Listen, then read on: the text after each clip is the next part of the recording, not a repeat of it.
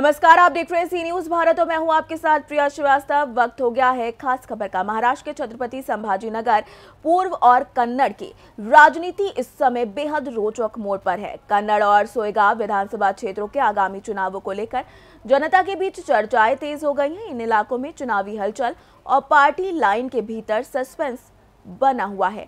कन्नड़ विधानसभा क्षेत्र में भाजपा और शिवसेना दोनों के बीच कांटे की टक्कर होने की संभावना है। स्थानीय मुद्दों जैसे कृषि संकट, रोजगार के अवसर और शिक्षा की स्थिति पर चर्चा ज्यादा हो रही है।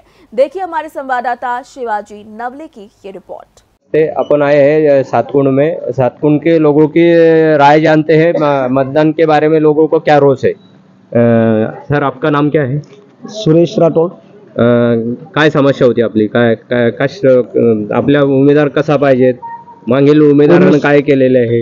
उमेदवार असं पाहिजे सर की सगळ्याची जानकारी घ्यायला पाहिजे, सगळ्याचे भविष्य पाहायला पाहिजे। आज तुम्ही प्रत्यक्ष तुम्ही गावोगाव सगळे फिरतात, सिर्फ तुमच्या मतदानासाठीच विचार नका करू।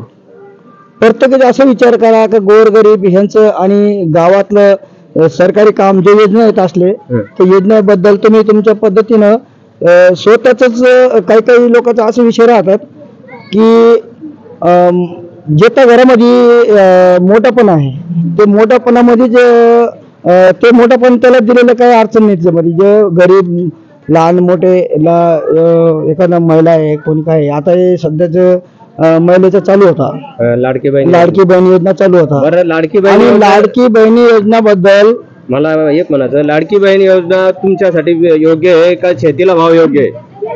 आम्हाला लाडकी बहीण योजना तो आता जे गरीब लोक ज्याला जे ज्याचं क्षेत्र नाहीये त्यासाठी ते चांगलंच आहे, आणि ज्याला क्षेत्र आहे त्याला तर थोडं वाईटच वाटणार आहे कारण त्याचा मालाला भाव नाहीये। विकून काढणार, विकून वाढणार आहे। कोणची सरकार पाहिजे? सरकार आम्हाला सरकारबद्दल असं म्हणायचं सर की जो सगळं काही सांभाळ करणार आहे, सगळ्याला शेतकरीला आणि न शेतकरीला त्यांना सगळ्याला सांभाळ करणार पाहिजे, सगळ्याला जाणीव घ्यायला पाहिजे। तोच इथं सरकार भाजप आहे, सेना आहे आपल्या उद्धव ठाकरेचे, आपण कोणत्या पक्षाला हे करणार?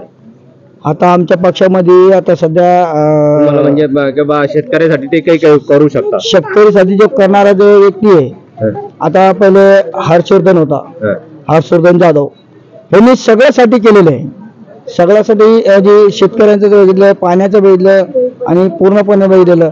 आणि आताच जे विषय आता नुसतं डाव देऊन काम चालू आहे। म्हणजे बाकीचे उमेदवार तुमच्याकडे कोणत्याच याला आलेले नाही? नाही, कोणतेच आले नाही। हर्षवर्धन आलेला होता आणि आता सध्या म्हणजे माग जेव्हापासून आता 5 वर्षापूर्वी उदय भाऊ राजपूत होता, त्यांनी आलं तर थोडं आणि काही ठिकाणी इथं गावामध्ये काही लाईटिंगचं काम केलं, काही वरती जे लोकांना जे जागा मिळाली आहे ते जागाबद्दल बरेचसे त्यांनी बी थोडा कुटाने केलेले, काही लाईट वगैरे, काही खंबे वगैरे दिलेले, काही पाण्याची सोय केली त्यांनी। बरं, आता 4 जण रिंगणात उभे आहे। मनोज पवार आहे, आपल्या लखन भाऊ आहे, आता संजनाताई आणि हर्षवर्धन। आपण कोणत्या उमेदवाराला किंवा तो काम करू शकतो असं कोणता उमेदवार तुमच्या मनात?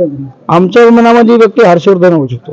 बाकी हर्षदादा एक असं माणूस आजपर्यंत आमच्या त्याचा काही संपर्क नाही आहे, आणि तो जरी काही असेल पण तो सगळ्यापेक्षा चांगलाच माणूस आहे। हर्षदादा सारखा माणूसच नाही आहे। आपलं नाव? तो करणार। मी सुरेश राठोड बोलतो, सातकुंड तांड्यावरून। नमस्कार, आपण सातकुंड मध्ये आलो आहोत। काही महिलांची समस्या आहे। काय नाव आहे आपलं ताई? संगीता सेवा राठोड। काय आपल्या याच्यामध्ये काय कसा उमेदवार पाहिजेत? काय काय कसा विकास करणारा पाहिजे? उमेदवार चांगला पाहिजे, शेतीपोती वाढल्याचा मालाला भाव पाहिजे। मग आता जे लाडली बहीण ज्यांना दिलेली आहे तो शिंदे सरकार, तुमचं काय काय मत आहे? त्यांना तर पैसे देत आहे तुम्हाला, आता ते रुपयाने 2 रुपयाने काय फरक पडणार आहे भाऊ? मार्केटला भाव यायला पाहिजे। 6,000चा भाव दिला आपल्याला सोयाबीनचं, आता 3,000 देऊ राहिले, 150 रुपये तेल खाऊ राहिले। त्यांना तर म्हणलं की आम्ही प्रत्येकाला महिन्याला पैसे देऊ, मग ते शेतीचं तुम्हाला शेतीची विकास तिथं थोडी निघणार आहे। मार्केटला गेलं तर 10 क्विंटलचा माल 50,000चा नाही होत, 30,000चा होतो, त्याच्यात शेतकऱ्याचा काय भागतो? मग तुम्ही कोणची सरकार पाहिजेत? आता समजा शिंदे सरकार पाहिजेत का? जे शेतकरीचा फायदा करत असेल ते सरकार आम्हाला पाहिजे। आता 4 उमेदवार आता इथे सध्या आपल्या रिंगणामध्ये आहे. एक हर्षवर्धन दादा आहे, संजनाताई आहे, मनोज पवार आहे आणि उदय राजपूत आहे. आपण कोणाला कोण काम करणारा जे आपला फायदा करन नाही, फायदा म्हणजे कोण काम करू शकतो तुमच्या मते? तुम्हाला काम कोण करू शकतो तुमच्या याच्यात? आजपर्यंत आमचं काम कोणी नाही केले. आम्ही गटारीत पडून राहिले, आमची रोड नाही झाली भाऊ. मागे काय बोलणार आहे, आम्ही परेशानी मध्ये आहे. देखा जाए तो आने वाले चुनावों में कन्नड़, सोएगांव और छत्रपति संभाजी नगर की जनता का फैसला राज्य की राजनीति में एक महत्वपूर्ण मोड़ साबित हो सकता है।